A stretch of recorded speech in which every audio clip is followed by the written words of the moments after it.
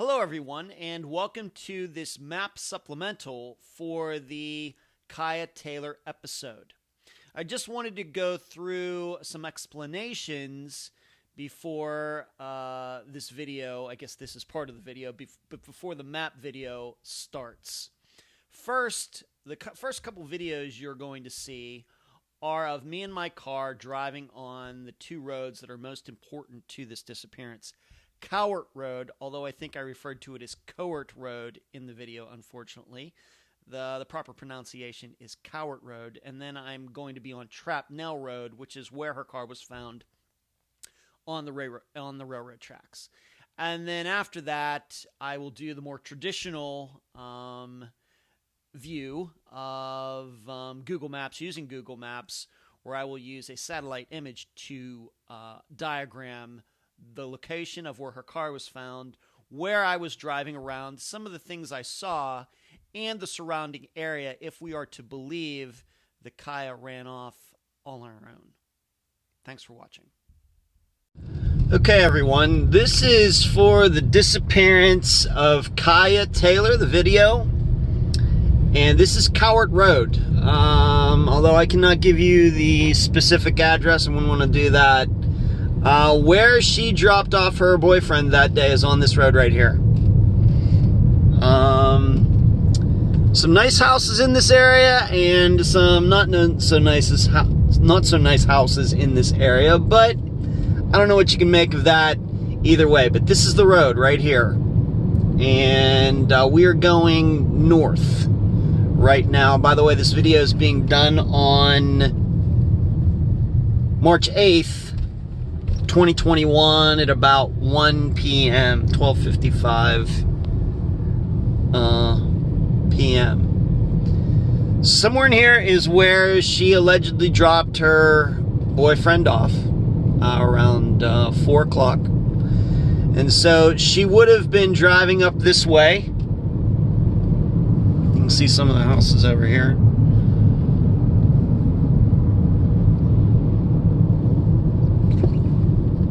And you should know that this disappearance is just over a year old. So it would have been it was February of 2020. So it's like a year and a month later. And so she would have been coming up here. And here's Trapnell Road at this stop sign right here. I'm going to have to figure out how to do this and not wreck.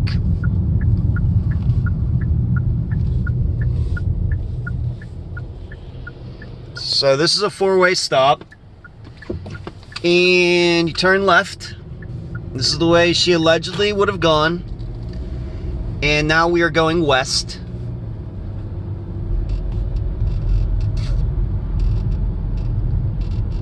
And right up here is the railroad crossing where her car was found. Now you see this is a two-lane road, and the car was parked off to the right here, headed west on the train tracks. So you can see there's not a lot of room there. And you can see there's the sign right here. Let me zoom in on that. No car's coming. Cieha Taylor right there. Now what's interesting is zoom this back out, there is this processing plant that's right here. I think it's for strawberries, big strawberry area. In fact, the festival's going on right now, I think. So that's it. And I'm going to do another video going back the other way. So here we are going back the other direction. This is now going east, turned around. Now you should know, I took a picture or video of a local convenience store that's right down the street. It has a barbed wire fence around it. So I don't know what to make of that. But that is a surprise out here in the middle of nowhere in Plant City, Florida, an area I'm kind of familiar with, being that I've played disc golf over here at Edward Medard Park. But this is going the opposite direction, coming from the west. So where Cieha's car will have been parked is on the left now. me see if I can zoom this out a little bit. Doing this with my phone, by the way, and driving, because you know this is so safe. But here is that processing place, entrance only, right there. And her car was right there on the tracks. So you got this area over here, wooded, but there's a house within 100 yards of where her car was found. So just wanted to give you a little perspective on all of this. One more time as we come up here. It's busy out here.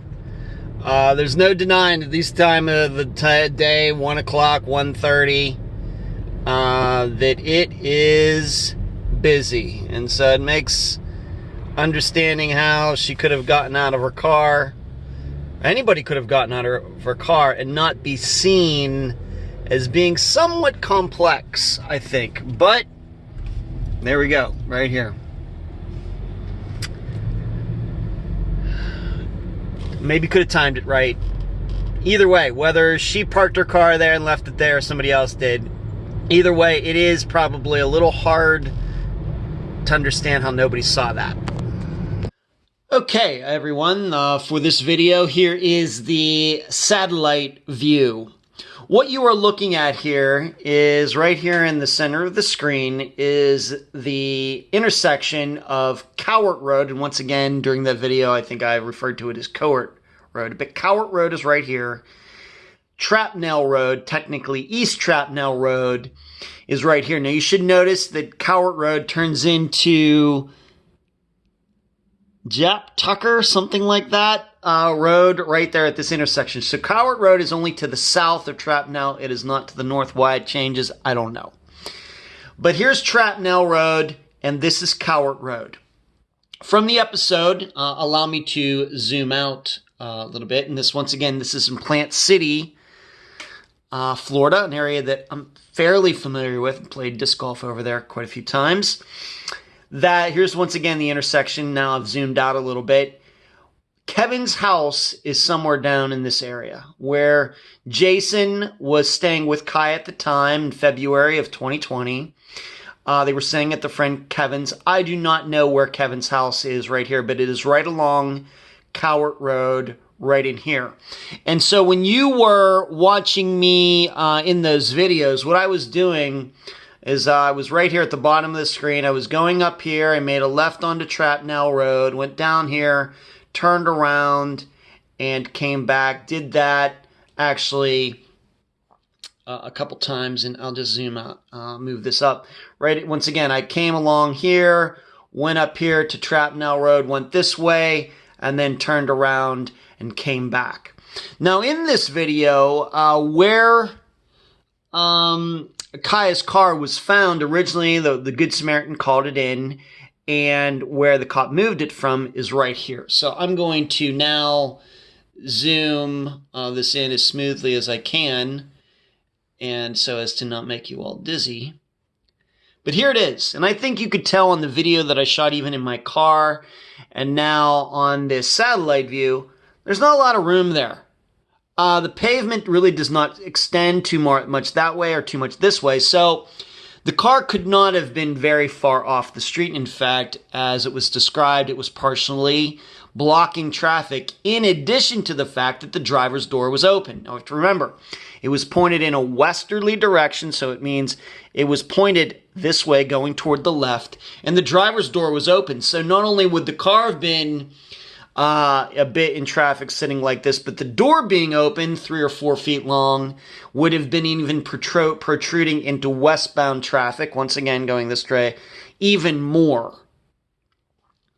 So I guess I'm not surprised then that somebody called it in. And it was also at this location. This is where her phone was found on the ground outside of the car. So it was right there. And driven by it, you can even slow the video down on YouTube if you would like. You can ability to do that at half speed or quarter speed. You can even get a better idea of that area. There's just not a lot of room. Now, in addition, a couple points. This is the processing plant right here. And my understanding is the police officer took the car here, drove it into here, and that was that. Did nothing else. Did not check the plate, did not check who owned the car, nothing. And locked it, I guess, with the keys in it.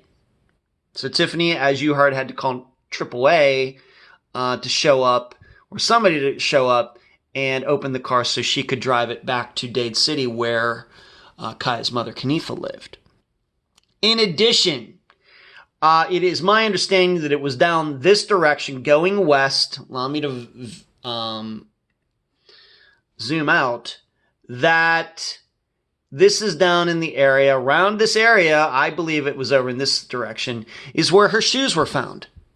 Propped up, sitting there next to a light pole or telephone pole, something like that, very neatly. Were not thrown there. They were placed there, not going the same direction. They were heel to toe, as was explained in the episode. And the belief is they were put there several days after Kaya disappeared, after her car was found there. So that is a stumper. And that all goes back to, what do you think happened? How do you fit that into your own personal theory?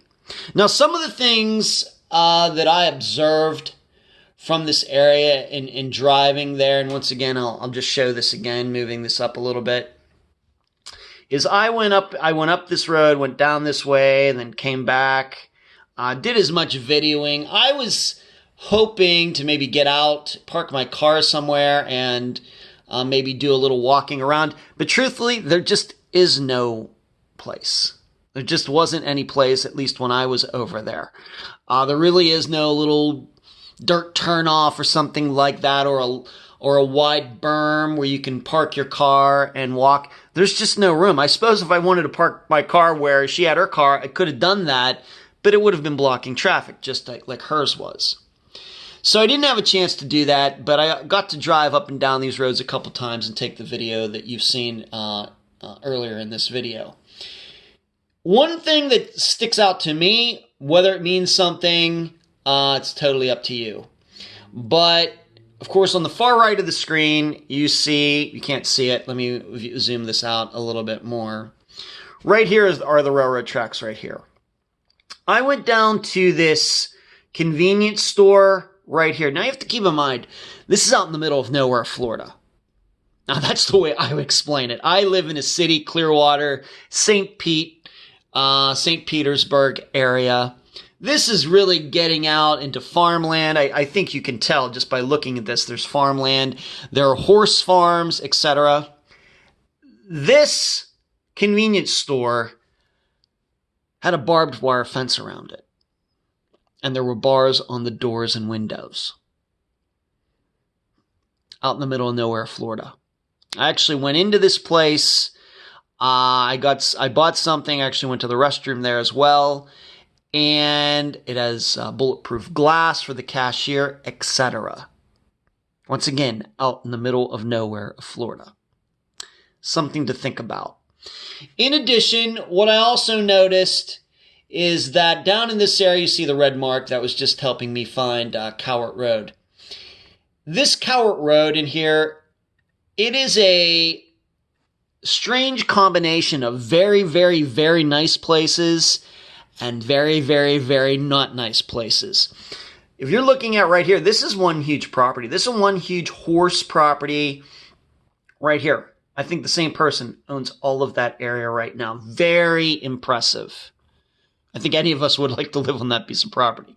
You go right across the street, probably not. It was just a weird contrast of demographics in this area. That's something else that I noticed. Now, what you're probably also looking at, maybe looking at this video, is that if we are to believe that somebody parked Kaya's car there and took off, if it was Jason or something, I'm not saying I believe that, but I know a lot of you are going to think about it. But it would be very easy to drive her car up here, ditch it here, and run right down these train tracks where nobody would see you home. Back to Kevin's house. Taking kind of what you might call the back way. Very possible. I'm not saying I believe that. but I think that is something that has come to my mind. Something else, as was stated, you'll remember that as I explained, her car was pointed this way, so you could believe that, she drove up here, turned, and then something happened right at that location. Maybe. But as was explained in the interview I did with her mother, Kenitha, if she was going to go to Tiffany's grandma's, which was a discussion that day, she would have to gone that direction. Her car, she should have come up here and gone that direction, not this direction, she should have gone up here and gone right, not gone up here and gone left, which is where her car was. So you can think about that. You also have to remember, there is, I talked about that little bit of woods to the northeast of where a car was found. I was talking about this area right here on the map. Other than that, it's really not that many wooded areas. Here's a blown up view going about, a mile in each direction. There's just not a lot of forest area, no really rivers or creeks or anything like that. This is farm country, so it is flat and pretty wide open, and you can see for a long ways. Just don't know. As we also talked about, you can see that this produce place is right there. It's his main entrance right there. This is where a car was. In addition, there is a house right there. Not a very nice one, but right there within, 100 feet is a house right there. Maybe the biggest question is, how busy is this road? I was out there at 1 o'clock on a Monday, and I just happened to be there on the same day that Plant City was having a huge parade regarding the Strawberry Festival. Do I think it is possible for somebody to have ditched this car there and not be seen taking off? It's 6. Let's just pick an hour. 6 in the evening. I think it is possible. I don't know how probable it is.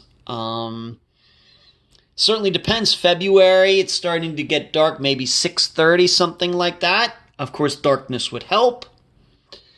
For somebody to be able to do that. But we have to remember that either way, whether Cieha left her car there or somebody else left her car there, nobody has ever come forward to say, yeah, I saw the car being parked there.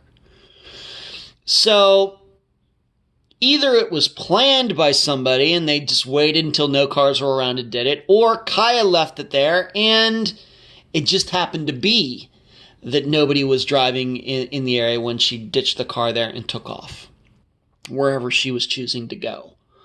So I think it's possible, but I will tell you, at 1 o'clock on that Monday, it would have been a little difficult, I think. In fact, I can tell you, each time I did this video back and forth, doing kind of this L, upside down L, there was always a car behind me. I was trying to go slow, and there was always a car behind me. So, not exactly downtown New York City, but certainly cars are riding on Cowart Road and Trapnell Road during the course of a normal day. That's how I would put it.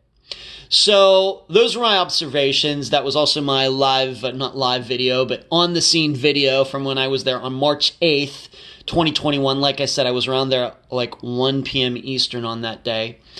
And I hope this helps you understand Cieha's disappearance better.